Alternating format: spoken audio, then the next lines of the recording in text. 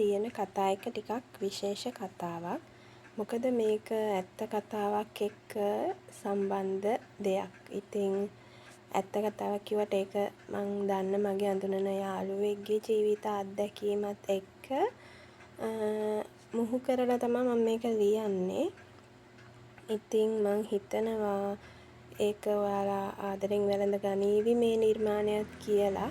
ඒ වගේම විශේෂයෙන් කියන්න ඕනේ පහුගිය ටිකේ මට දිනපතාම කතාවේ කොටස් දාන්න මගහැරුණා. මොකද බුක් ෆෙයා තිබ්බා.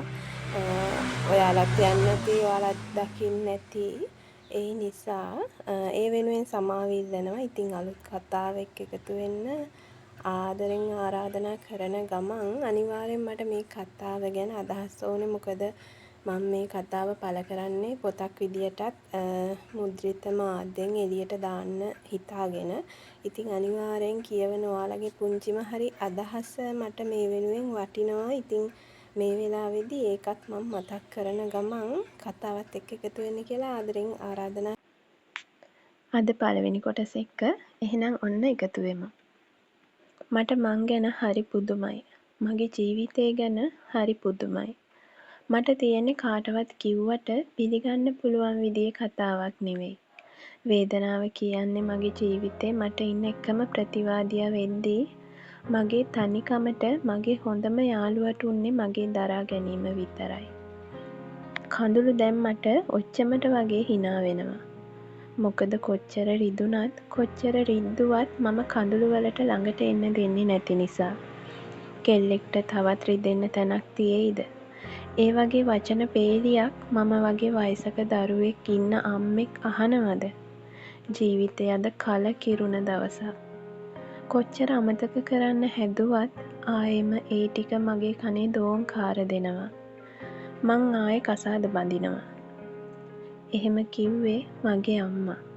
ඔව්, මාව කුසින් වදාපු මගේම අම්මා. නේහා දිනපොතේ හිස්පිටු පුරමින් උන්නේ හිතේ වේදනාව අකුරු වලට කැටි කරලා. රාත්‍රී 11 පසු වෙමින් මධ්‍යම රාත්‍රියට ලං වෙනවත් එක්කම ඇගේ කුටියේ දොරටුව තදින් හඬ නංවා පහර දෙන සද්දයක් ඇහෙන්න පටන් ගත්තා. එය හරියට යමෙකු ඇවිත් දොරේ හැප්පුණා වගේ කිව හැකි හඬක්. නේහා ඒ හඬට තිගැස්සෙනවත් එක්කම අතේ තිබ්බ පෑනක් බිම වැටුණා.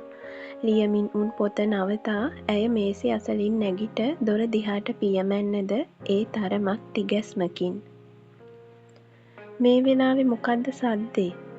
නේහා තරමක් ධෛර්යමත් තරුණියක්. වසර කීපයක සිටම ඇය මේ කොළඹ නගරයේ තනිව වෙසෙන්නියක් වීම එයට හොඳම නිදසුනයි. නේහා දොර දිහාට ගොස් දොරටුව සෙමෙන් කන තැබුවා. ඒත් එක්කම ඇය තිගැස්සිලා පිටුපසට විසිවෙන්නේ දොර ඇරෙන වේගෙත් එක්කමයි. නේහා බිම ඉඳ වෙද්දී ඇගේ කුටියට විත් ඉක්මනින් දොර වසාගත් ඒ පුද්ගලයා දිහා ඇය බැලුවේ කිසිම දෙයක් හිතාගන්න බැරුව. කවුද තමුසේ? නේහට කියන්න පුළුවන් වුණේ එච්චරයි. එවර ඔහු පැන්නේ ඇගේ ගතට වෙද්දී නේහා ඔහුගෙන් මිදෙන්න තැත් කළා. සම්පූර්ණයෙන් කළු ඇඳගත් ආවරණය කරගෙන සිටි ඔහු මුවද කළු සලුවකින් වසාගෙන සිටියා. යන්තමට විවරව තිබුණේ ඔහුගේ දෑස් යුගල පමණයි. එක් අතකින් ඔහු දැඩිව නේහව අල්ලගෙන අනෙක් අතින් ඇයට හඬක් නගන්න බැරි ලෙස දැඩිව මුව තද කරගෙන සිටියා. නේහා ඇය තුළ වූ උපරිම ශක්තිය යෙදුවත් ඒ හැඩි දැඩි ශරීරය එක්ක ඇයට හැප්පෙන්න බැරි වුණා. වරින් වර ඔහු දොර දිහා බලමින් නේහව නිහඬ කරන්නට තැත් කරන නිසාම ඇය හිතුවෙම මොහු කාගෙන් හෝ බේරීමට පලා යන සොරෙකු කියලා. ඇය කිසිම දිනක මෙවන් සිදුවීමකට මුහුණ දී නොතිබීමම හිත එන්නම බියට පත් කළත් ඇය හිතුවේ ඊළඟ මිනිත්තුවේ හෝ ඔහුගෙන් ගැලවීමට උපායක්. කුටියට පිටතින් යළිත් කවුරුන් හෝ දොරට ගසනවා ඇහෙනවා. නේහගේ සහ කළු ඇඳගත් ආගන්තුකයාගේ ඇස් එකිනෙක මොහොතකට යාවෙන්නේ ඒ මොහොතේ. නොනවත්වාම දොරට හඬ නංවා පහර දෙනවා. ඒ අතර නේහා දැක්කා කළු ඇඳගත් ඔහුගේ ඉනේ රුවාගෙන තිබෙන පිස්තෝලය. ඇගේ හිතට පැමිණි ක්ෂණික සිතුවිල්ලට ඇය එය අතට ගන්නට හිතුවේ මේ මොහොතේ ඔහුගේ අවධානය දොරටුවෙන් පිටත නිසා. ඉඳින් ඇගේ සිතුවිල්ල ඒ මොහොතෙම ක්‍රියාත්මක කළද එය හිතපු තරම් ලේසි නොවුනේ ඔහුගේ ග්‍රහණයෙන් අත මුදවා ගන්නවත් එක්කම ඇයට ප්‍රථම ඔහුගේ අත පිස්තෝලය මත පතිත වීම නිසයි. ඉඳින් ඊළඟ මොහොතේ ඔහු ඇය වෙත හෙළන්නේ දවා අලු කරන බැල්මක්. තවමත් ඇගේ මුව ඒ රළු දරදඬු අත්වලට සිරවෙලා. මම රූම් එකේ ඉන්නව කියලා කිව්වොත් මේකේ තියෙන උණ්ඩ 6ම තමුසෙගේ ඔලු කට්ටට බස්සනවා. දැන් ගිහින් දොර ඇරලා කිසිම වෙනසක් පෙන්වන්නේ නැතුව කතා කරලා උන්ව යවනවා. ඔහු ඒ වදන් කිව්වේ පිස්තෝලයද අරගෙන එය ඇගේ හිසට තියාගෙන ඇසෙන නොඇසෙන තරම් දැඩි ස්වරයකින්. ඉඳින් තිරිංග වැටෙන්නැති ඩක්කුවක් වගේ නේහගේ හිත ගැහෙනවා. බිම තවම වාඩි වී සිටි ඇයව ඔහු ඇදලා නැගිට්ටවද්දී නේහට පුදුමත් හිතුණා. නළල දෙපැත්තේ දහඩිය බිඳු දෙකක් පහළට රූටන්නේ රස්නෙට වඩා බයටමයි. කොච්චර හිත හයිය වුණත් මේසා මොහොතක කුමක් කරන්නද කියලා නේහට තේරුනේ නෑ. අනේ දෙයියනේ මාව බේරගන්න. කොහේ යන මරාලයක්ද මේ? මූ කියන විදියට නොකළොත් ඇත්තටම මූ මාව මරයිද? අඩිය දෙක දොර දිහාට තියෙන ගමන් නේහා හිතනවා. හිත දහසක් දේවල් කියනවා. ඒත් කිසිම දෙයක් පැහැදිලි නෑ. පිටුපසම ඔහුත් ඇවිත් දොර මුල්ලටම උනේ ඇයට පිස්තෝලයද ඉලක්ක කරගෙන. ඇය ඔහු දිහා බලන්නෙත් ගැහෙන ගමන්. ඒ එක්කම දොර විවර කරන ලෙසට ඔහුගේ ඇස්වලින් විධානයක් ලැබෙද්දී නේහට එයට නතුවනවා හැර මේ මොහොතේ වෙන විකල්පයක් තිබුණේ නැහැ. ඉඳින් නොනවත්වාම ගසන දොර නේහා එකවරම විවර කරද්දී දොරකඩ සිටිය පුද්ගලයින් දැකලා ඇය තවත් බය වුණා. හැඩි දැඩි පිරිමින් 3 දෙනෙක් සිටියේ අත්වල පිහි පොළු තියාගෙන. නේහා දොර හරිනවත් එක්කම ඔවුන් ඒවා පිටුපස සඟවා ගන්නවා ඇය දැක්කා. මෙහාට දැන් කළු ඇඳගෙන හොරෙක් ආව නේද?